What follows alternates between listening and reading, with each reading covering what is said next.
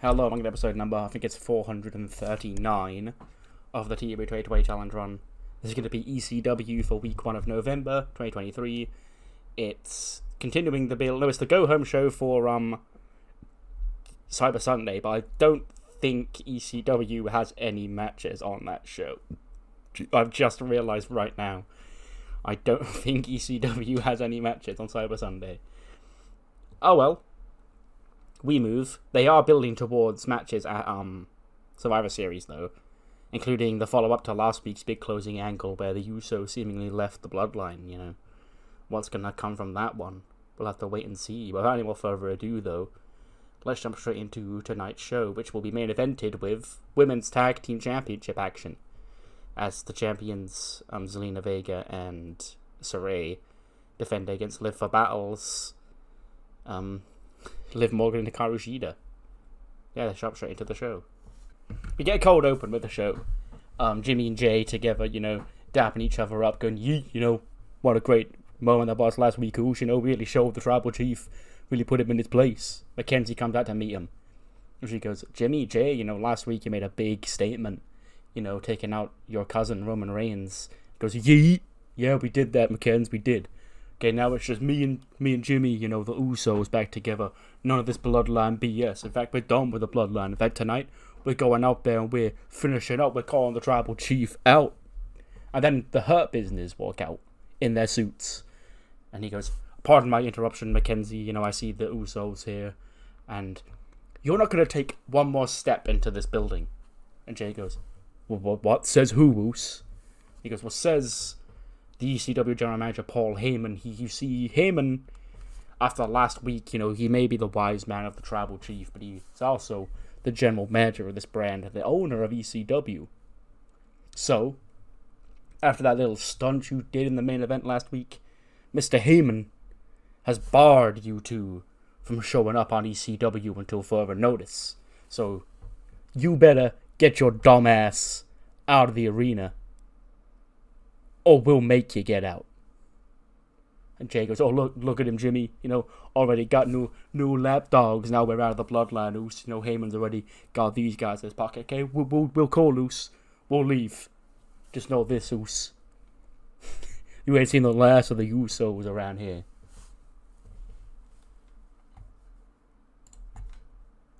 We then kick off the actual in-ring action with a 91 rated match.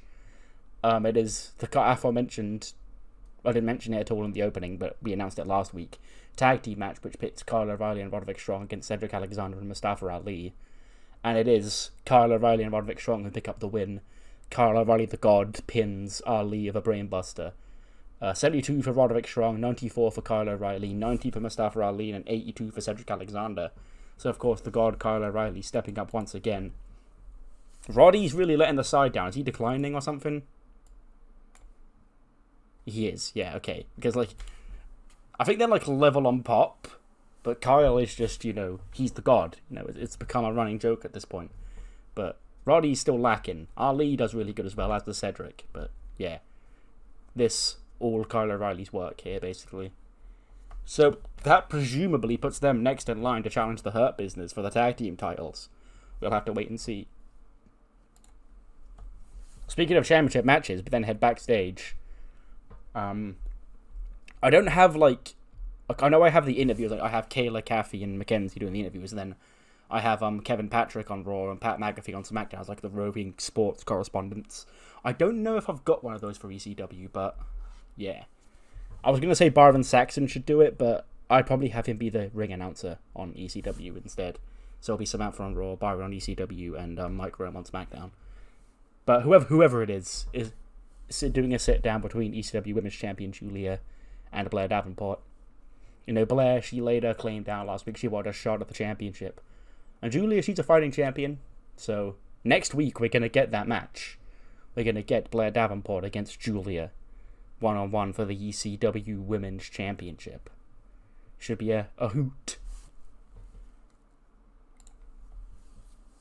We then head to the ring. The Paragon come out. Adam Cole, Bobby Roode, David Fritz, Kevin Fritz. Because who's ready for story time of Adam Cole, baby? Now listen, this story, you know, for once, a story time of Adam Cole Bay is a story not revolving around yours truly. I'm not the protagonist of this story that I'm going to say. The story is about a young woman who has finally seen the light. You see, because she was being put in a group where she was the third wheel, okay? She was always looked at as the other girl in her group. Not anymore, because JC Jane was always the star of Toxic Attraction. What? Because you didn't see it that way because, what? Mandy Rose was the veteran of the group. She was the leader. Gigi Dolan, she had the unique look. She was the one that all your eyes turned to, but nobody was looking at JC. That's why she's the mold that we can build the Paragon around. Because we've always been looking to break into the women's division here in WWE, and let me bring out its newest member, Paragon's own JC Jane. Out comes JC. Just thank you for that warm introduction, Adam. Well, you see, Mandy, I saw what you're doing on Raw, but don't hold this against yourself, babe, okay? Like, you were great to us. But seeing Mandy go out on her own on Raw and the draft separating Toxic Attraction, I sort of realized with no Mandy around, she was sort of blinding our vision. She was the one who was making people think Toxic Attraction as the tag team was so great. But when it's just me and that loser Gigi Dolan, it becomes obvious that I was the star and she was the weak link. So I've stepped up and I've leveled up while she's been left behind. Well, guess what? There's no more Toxic Attraction. We don't live in the Toxic Attraction era anymore. We live in JC Jane's era. Because the Paragon's all about story time of Adam Cole. Well, this is the start of the new story. One of the greatest spin-offs you're ever gonna read. The story of the rise of JC Jane. Session Moth Martina is in the ring. She's gonna be JC Jane's opponent here. I've specifically picked her because I have like a specific way I vision this match in my head. Oh, by the way, JC does win in 8:30, but she is like, it's not a typical squash match. It's sort of an extended match, but she's like really playing up the babyface role. She's getting like offense. She's hitting comeback. She's getting all fired up, dancing around with the crowd and stuff. So when JC beats her, it's really more of a gut punch because, you know, we really wanted this fun babyface to win. But it is JC who does pick up the win. She gets a 60 and a 63 for Demoff. And yeah, after the match, Adam Cole comes in. He raises the hand of the newest Paragon member. Well, on the Titantron, we see like Gigi. We don't see her face. We see like the back of her. We just see her hair wandering into like some sort of. She did these in the actual feud with JC, where she like went to like some abandoned like house or some shit, or like her childhood home where she was abused or whatever it was. And we see her just looking around like grazing her hand up against the fence and stuff, before eventually walking in, and we just hear like crazy laughter from Gigi, and JC sort of looks around like, what the fuck is going on here? Like, what a weirdo, huh? We then cut backstage. Damian Priest, Ken Cobain, and Emerson Frost are there of the grand jury. And they're just chatting, you know, last week, I think it was last week, Damian Priest beat, it was Warden. He beat Warden thanks to the interference by Dolph Ziggler. And he says, well, you know, if Warden's the one sniffing around the ECW championship, then my old friend DZ, I appreciate you for what you did last week. And when I win the championship, it's going to be a SummerSlam rematch, but this time with the correct outcome of me coming out on top and taking that championship and becoming the new ECW champion. That's when Andrade walks in. We haven't seen Andrade, I don't think, since SummerSlam, when he was on the team LWO when they broke up. But he has been on ECW the whole time. I've just been, you know, holding him off for I don't know what, but I just haven't been using him. He just walks in his suit and sunglasses. He goes, Mr. Priest, no disrespect. You're only looking at being ECW champion because I wasn't around. And now I'm back. I'll face you tonight and prove why I should be, El Idolo should be, ECW champion. Priest just laughs and goes, I'll see you out there, boy. So yeah, Damian Priest against Andrade later on tonight. Should be a banger. Speaking of bangers, you get the rematch between Buddy Bloody Murphy and Zergus. And we're now one apiece, because Buddy Murphy does defeat Zergus in 13:35. I don't know if he could hit Murphy's Law on him. If he can, then he shall, but I was just going to go with the bionic knee.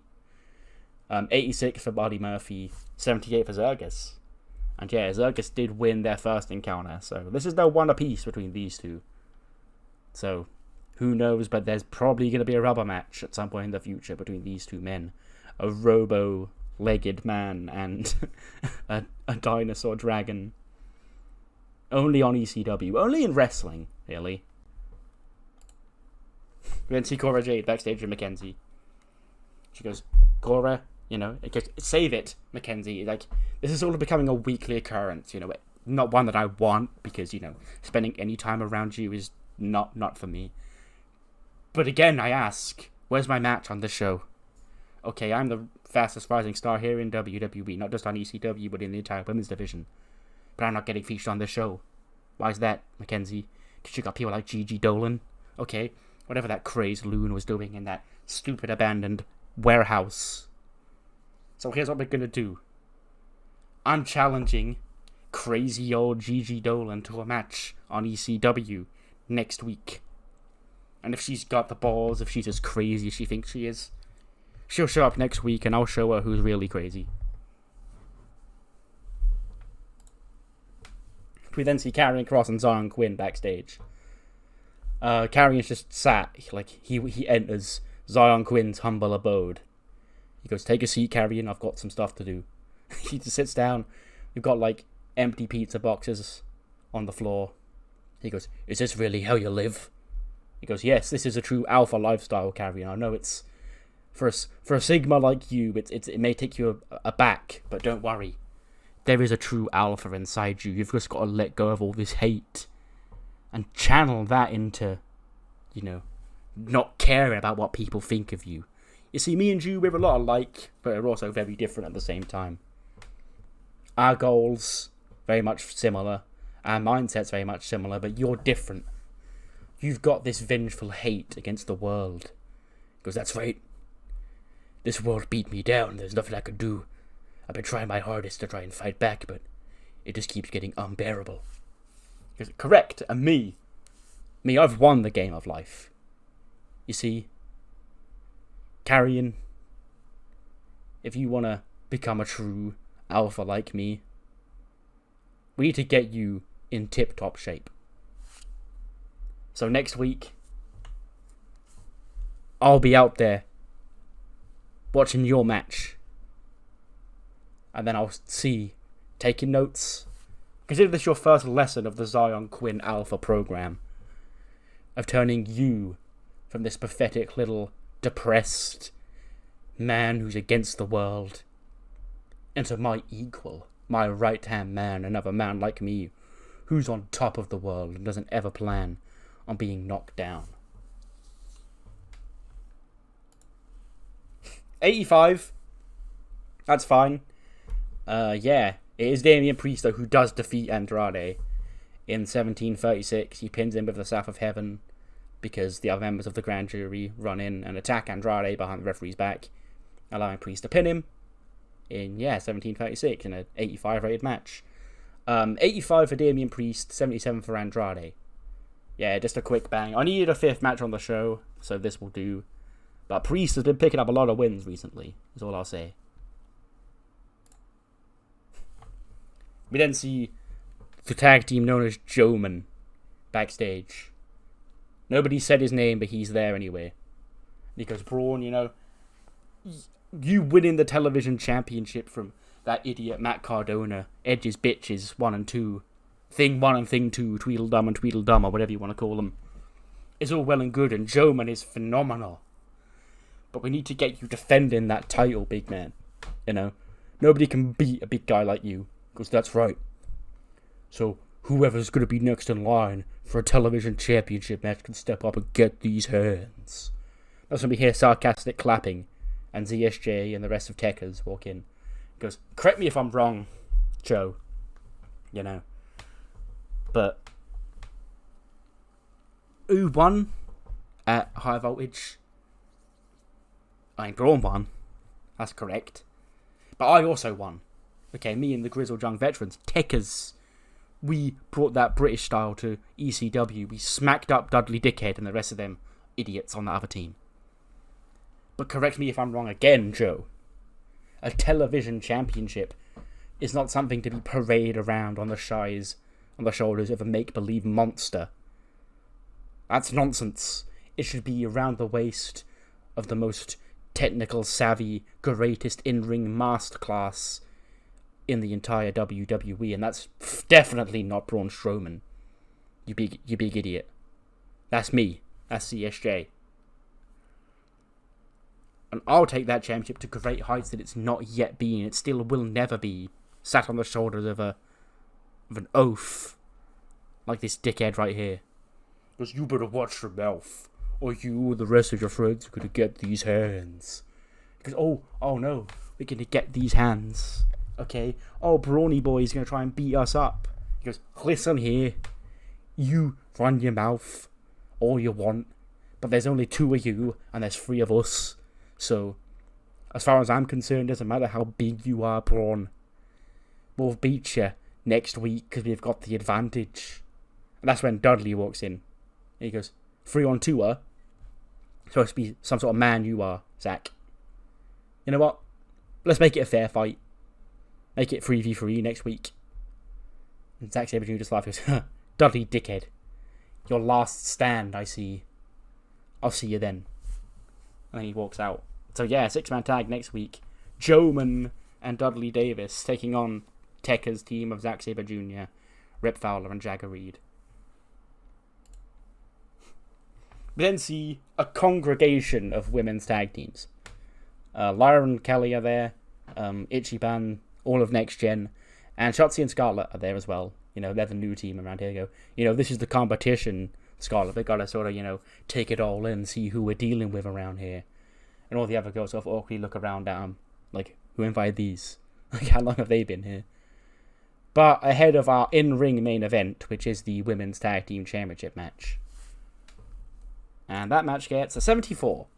You know, I could have put one of the 90s on instead of this last, but I wanted to put this on last because it's a title match. Yeah. And it is Zelina and Saray who do pick up the win. Zelina pins Hikaru Shida with a cutter in 13-12 to make defense number 1 of the Women's Tag Team Championships. In terms of the anime boys, Sensei's out there because Sensei can float to ECW because they're the Cruiserweight champion. But all the others are exclusive to Raw, so they're not out there, so it's just Sensei. But having just Sensei out there was enough to pick up the win. And obviously Manny's not there because, you know, there's a little bit of drama going on in anime land right now. But yeah, Saray gets a 67, 79 for Zelina, 82 for Shida, and a 76 for Liv. Following that, though, we get a quick rundown of next week's show, which will see that aforementioned 6-man tag team matches Dudley Davis teams with Joman, the team of Joe Hendry, and the ECW television champion Braun Strowman, to face Techers, that being ZSJ and the grizzled young veterans. We then also have this, which was announced based off that congregation. We define the next women's tag team from ECW to step up to face off against the champion. So all 4 of those teams, those being the Birds of Prey, Next Gen, Ichiban, and Shotzi and Scarlett, will face off in a 4-way tag team match to find out which team from ECW, I guess, is next in line. They're not necessarily the next contenders, because they can come from any brand, but yeah. We also have another women's match. Cora Jade called out Gigi Dolan, and we actually don't know if Gigi's going to be here next week, but Cora's called her out, so let's see what happens there. As well as this women's match, a main event for the ECW Women's Championship, as Blair Davenport is the latest to challenge the champion Julia for the title. All that and more next week. Out comes Paul Heyman. I can't remember if I said in the opening segment if Roman was here or not, or if I just said it was Heyman, but it is just Heyman. He says, "Ladies and gentlemen, my name is Paul Heyman, and I am out here on tribal chief business.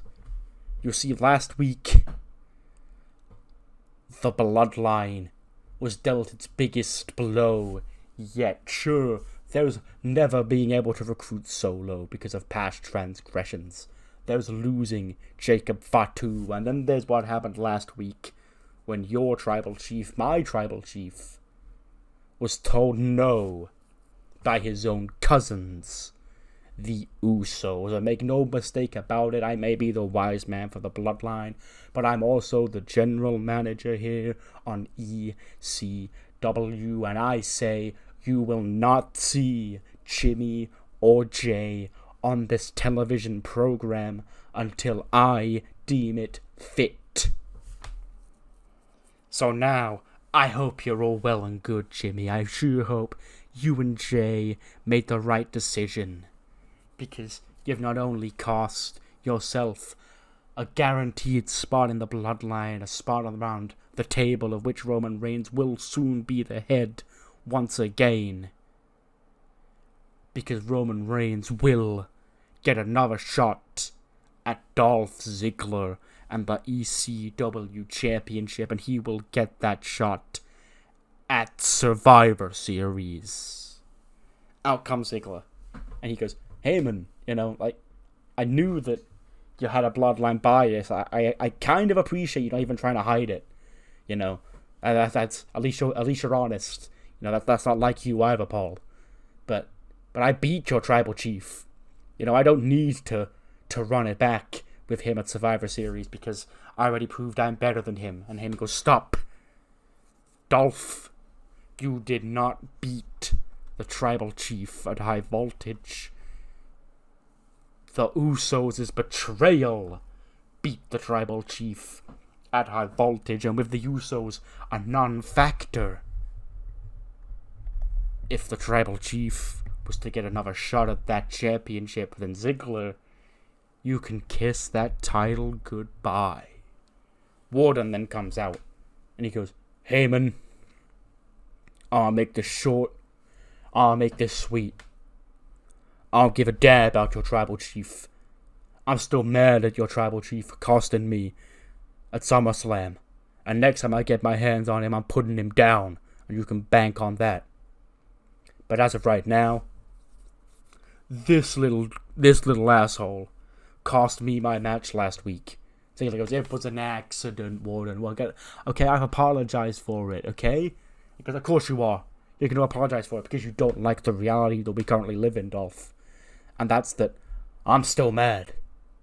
In fact, I'm coming to take that ECW championship because I'm next in line, not no Roman Reigns. And in the background, we just see Heyman start smiling. And he goes, "Well, ladies and gentlemen, what a situation we've got unfolding before our very eyes right now, because I see what you all see. I see box office. Warden and the tribal chief have unfinished business. Dolph Ziggler and the tribal chief have unfinished business. And by the looks of this, Warden and Dolph Ziggler have unfinished business." So here's where the advocate in me, the wise man in me, takes a backseat, and the promoter, the general manager, the owner of ECW comes to the forefront, because, ladies and gentlemen, I'm here and I see your Survivor Series ECW Championship match, when the champion, Dolph Ziggler, will defend the championship against Warden and the tribal chief, Roman Reigns. So yeah, big announcement to end the show. Triple threat for the ECW title taking place at Survivor Series. It will be Ziggler, he's back against the wall. He's got to defend against both Warden and Roman Reigns. And that ends ECW. It's an 85, which, having that 74 in the main event, I thought that was going to get a lot lower than that. So that's actually pretty good, all things considered. But what matters more, though, is what you thought of the show. So do let me know what you thought in the comments below. And I'll see you next time for SmackDown, which will be the go-home show for Cyber Sunday and feature the fallout from last week's show. See you then.